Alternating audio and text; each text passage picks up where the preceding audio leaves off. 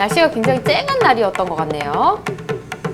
좀 속도가 좀 빠르다 싶었는데 이렇게 사고가 났네요. 지금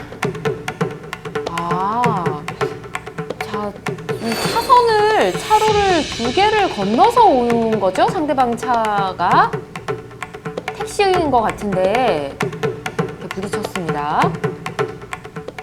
너무 이게 순식간에 일어난 사고라서 저는 이제 정신이 없어서 과실 비율 아예 지금 생각도 못 하겠는데 두 분이 어떻게 생각하실지 자 일단 칠판에 써주시기 바랍니다. 블랙박스도 속도가 좀 빨랐던 것 같고 상대방 차도 차로를 두 개를 이제 건너오면서 좀 잘못을 한 것 같은데 저 과실 비율이 참 어렵네요. 두 분 어떻게 써주셨을지 김 변호사님 먼저 볼게요.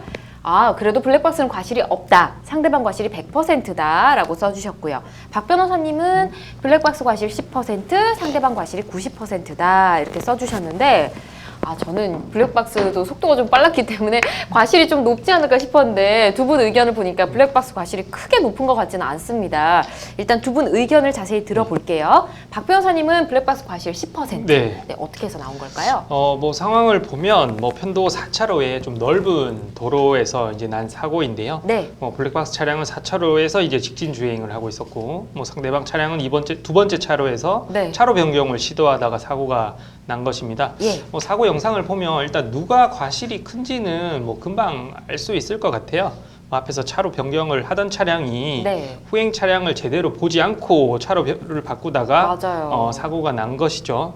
도로교통법 19조 제3항에서도 차의 운전자는 진로를 변경할 때 후행 차량의 이제 정상적인 통행에 장애를 줄 우려가 있을 때는 진로를 변경하여서는 아니 된다. 라고 규정하고 있는데 네. 이 상대방 차량은 이를 위반하여 사고를 낸 것이죠. 통상 이렇게 차로 변경을 하다가 이제 사고가 난 경우에는 일단은 실무적으로는 70대 30을 기본으로 시작을 합니다. 네. 70대 30에서 이제 기본으로 시작을 하고 구체적인 이제 사정에 따라 이제 가감을 하는데 상대 차량은 단순히 이제 후방을 살피지 않은 것을 넘어 한 번에 두 개 차로를 변경하지 않았습니까? 네.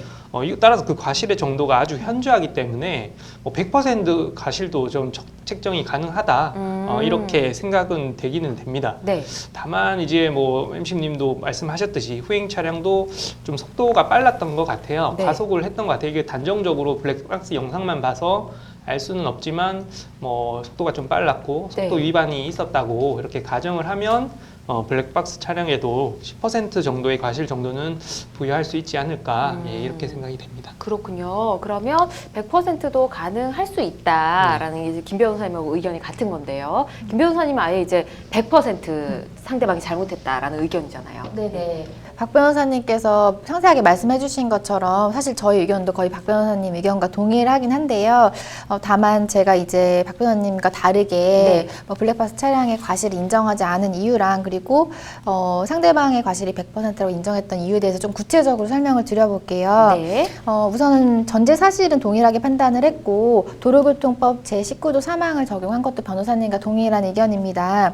다만 이제 조금 구체화를 해서 말씀드리면 보통 시속 한 70km 정도의 제한 속도가 있는 곳을 주행하는 차량의 경우에 정지를 하기 위해서는 최소 40m 이상의 거리는 확보가 되어야 된다고 보는 것이 일반적이거든요. 그런데 주차선을 변경을 하면서 뒷차량이 40m보다 더 가까운 거리에 있음을 알면서도 주차선이나 변경을 하셨기 때문에 그러한 경우에는 충분한 거리 확보를 안 하시고 차선 변경을 하신 거고 특히나 자세히 보면 방향지시등도 점화하지 않은 걸로 보이시기 때문에 상대방 차량의 과실이 명백해 보입니다.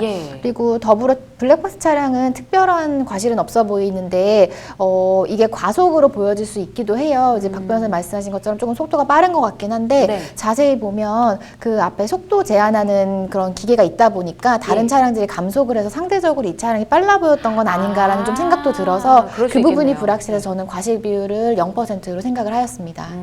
그렇군요. 알겠습니다.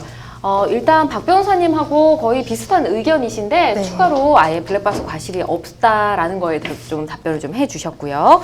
자, 실제로 사고가 이렇게 나게 되면요, 보험사에서 종종 제한하는 내용들이 좀 있습니다. 저희가 그걸 좀 짚어보고자 하는데, 뭐 대인 접수를 하지 않으면 무과실로 해주겠다, 아니면 렌트를 쓰지 않으면 기록을 무과실로 남겨주겠다, 이런 제한들을 좀 하는 경우가 있다고 합니다. 물론 모든 보험사가 이렇지는 않겠죠. 보험사 측이 손해를 줄이기 위해서 무과실을 유도하는 행위, 좀 어떻게 보면 그럴 수 있잖아요. 법적으로 문제가 되겠죠. 네. 일단 뭐 교통사고 후 과실 비율을 조정하는 것 자체가 사실 뭐 사고 이후에 발생한 손해를 상대방과 협의를 통해서 이제 조정하는 것이잖아요. 네. 이게 사실 뭐 전형적인 뭐 민사적인 영역의 문제예요. 손해를 어떻게 나눌 것인가, 전형적인 민사적인 영역이기 때문에 그에 대한 합의를 하는 것 자체를 당연히 이제 불법적인 것이다, 뭐 이렇게 단정하기는 어렵습니다. 네. 다만 거기에도 이제 금도는 있는 것이죠. 뭐냐면 뭐 사고를 낸 발생 차량에 과실이 명백히 없는데도 마치 있는 것처럼 기망을 한다거나, 네. 아니면 뭐 보험사의 말을 따르지 않으면 좀 마치 큰 손해가 일어날 것처럼 좀 공포심을 유발한다거나, 네. 뭐 이런 뭐 케이스라면 조금 뭐 형사적인 문제가 발생할 수도 있는 것이죠. 예. 그렇군요. 알겠습니다. 뭐 이런 경우가 많이 생기진 않겠지만 혹시나 이런 경우를 당하신다면 변호사님 말씀을 기억해 두셨다가 대응을 하시는 게 좋으실 것 같고요. 또 블랙박스 화면을 보면서 저희가 두 분의 변호사님의 과실 비율을 말씀을 해주셨지만 실제 상황과는 또 달라질 수 있다는 점, 재판에서는 또 다른 결과가 나올 수 있다는 점 여러분도 알아두셨으면 좋겠습니다. 자, 지금 생방송 법률 상담 함께하고 계십니다.